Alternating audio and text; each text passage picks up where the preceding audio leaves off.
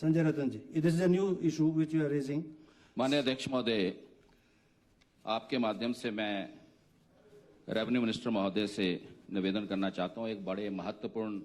प्रश्न के ऊपर जो है वो इनका ध्यान आकर्षित करना चाहता हूं। हिमाचल प्रदेश हाईकोर्ट ने आदेश पारित किए हैं कि एनक्रोचमेंट्स को जो है वो 31 मार्च से पहले हटा दिया जाए।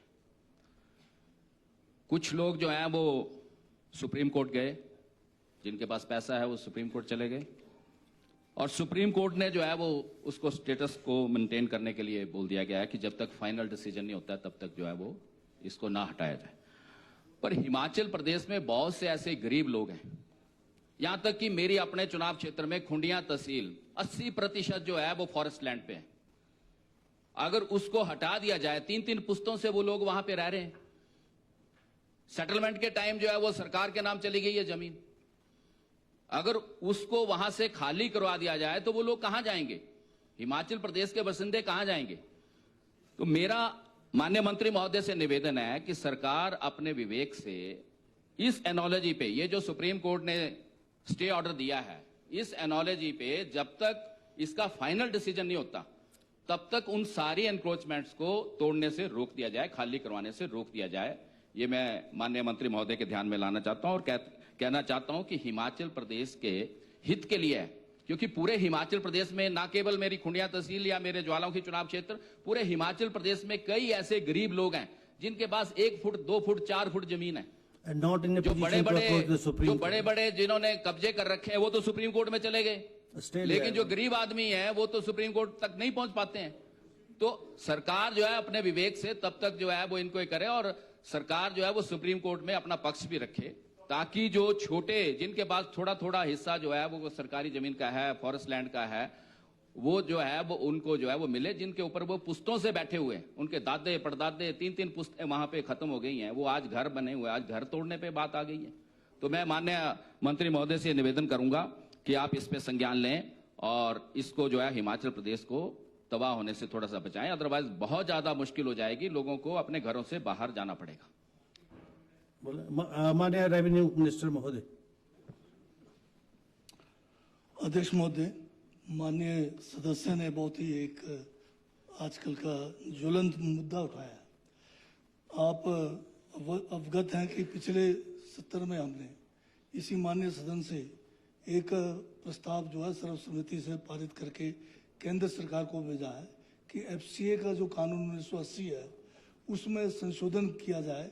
ताकि हिमाचल प्रदेश जैसे इलाके जो है प्रदेश जहां पर प्राकृतिक आपदाओं के कारण बहुत सारे लोगों के मकान जो है तहस नहस हो जाते हैं, ज़मीन जो है किसान खेती योग्य वो जो है उसमें बाढ़ में बह जाती है, तो उसको तबादले में देने को या मकान के लिए जगह देने के लिए भी बिना एफसी के हम कर नहीं पा रहे हैं। एक तो प्रस्ताव हमने पहले ही भेज रखा है, परंतु उसके अलावा अभी जो जिस केस का जिक्र माननीय सुप्रीम कोर्ट का ये कर रहे हैं उसमें कोई ऐसा नहीं है। उसमें ये कहा गया है जो लोग वहाँ गए हैं हाई कोर्ट के फैसले के खिलाफ, उनको कहा गया है कि दोबारा से फॉरेस्ट डिपार्टमेंट को जो ऑर्डर किया गया है कि वो डिमार्केशन दोबारा से करें, डिमार्केशन करके दोबारा से उस केस को जो है फिर उसकी जो है हियरिंग का मौका दिया जाए और उस पर फिर फैसला करें और तब तक डिमोलिशिंग रोक दी जाए। तब तक वो तो सुप्रीम कोर्ट ने किया है उसमें, परंतु इसमें बहुत सारे लाखों केस ऐसे हैं जो बंदोबस्त में भी दर्ज हो गया है और ऐसे भी केसेस हैं जहां पर ये जो स्वयं बता रहे हैं कि 3-3 पुश्तों से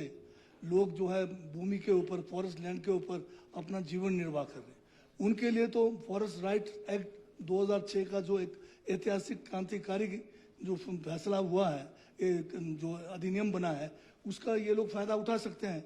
और उसके लिए हम जो है ट्राइबल डेवलपमेंट डिपार्टमेंट जो है अभी 2 ट्राइबल के लिए नहीं है, उसमें ट्राइबल और जो फॉरेस्ट ड्वेलर्स हैं, ट्रेडिशनल फॉरेस्ट ड्वेलर्स हैं, वो भी उसमें कवर होते हैं। तो यहीं पर ये जो ठीक जानकारी के अभाव में जो है लोग इसका फायदा नहीं उठा रहे हैं, तो हमने फैसला किया है कि हमारे जितने भी जिले हैं हर जगह पर जो है हमने एक कार्यशाला रखा है डिवीजन लेवल पर, 4-4 जिलों का एक डिवीजन है हमारे, उसमें हम जो है इसको करेंगे। 2 अप्रैल और 2 अप्रैल को हम कांगड़ा में और 3 को मंडी में और 5 को सोलन में शिमला डिवीजन का जो है एफआरए की कार्यशाला रख रहे हैं, जिसमें सभी डिप्टी कमिश्नर्स, एसडीएलसी, डीएलसीज और जो है एसडीएलसीज के और फॉरेस्ट डिपार्टमेंट, रेवेन्यू डिपार्टमेंट के अधिकारियों को बुलाकर इसकी एक कार्यशाला में जानकारी देंगे कि फॉरेस्ट ड्वेलर्स भी जो है इस अधिनियम जो 2006 का जो फॉरेस्ट राइट्स एक्ट है उसका बेनिफिट उठा सकते हैं। और जहाँ तक अभी एक और जो है ये 2002 में शायद उस समय जो है भारतीय जनता पार्टी की सरकार थी, इन्होंने एक स्कीम लाई, पॉलिसी लाई बिना सोचे समझे, जिसमें इन्होंने जो है कोई एफसीए का ध्यान नहीं किया और इन्होंने कहा कि आप जो है नाजायज कब्जों को जो है जायज कर सकते हैं। एक 50 रुपए का फार्म इन्होंने भरने भेजा और साथ में फिर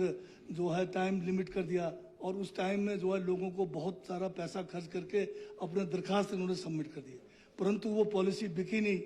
और उस कारण जो है 1,63,000 लोग जो है नाजायज कब्जादारी हो गए और वो बेचारे जो है पंचायती राज इलेक्शन लड़ने से भी वंचित हो गए, टीडी लेने से भी वंचित हो गए। परंतु इन सब बातों को ध्यान में रखकर हम दोबारा से फिर कोशिश करेंगे कि कैसे इनको जो है मुफात दिया जाए। उसमें हमने ये भी फैसला लिया है, एक हमारी जो है कैबिनेट सब कमेटी है जिसका मैं अध्यक्ष हूँ, हमने ये रिकमेंड कर रहे हैं कि हम गोदावर्मन वाला जो केस 1996 का सुप्रीम कोर्ट में लंबित है उसमें हिमाचल प्रदेश भी जो है उसमें पार्टी बने और कोर्ट से भी हम दरखास्त करेंगे कि हमें जो है एफसीए में जो है रियायत दिया जाए। एक और जो है 2009 में जो है 163 जो हमारा लैंड रेवेन्यू एक्ट है उसमें जब भाजपा की सरकार थी इन्होंने उसमें जो है एक संशोधन करके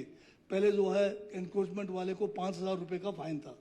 इन्होंने ये कर दिया उसको 20,000 रुपये कर दिया और साथ में कहा कि 20,000 रुपये या जो market value whichever is higher.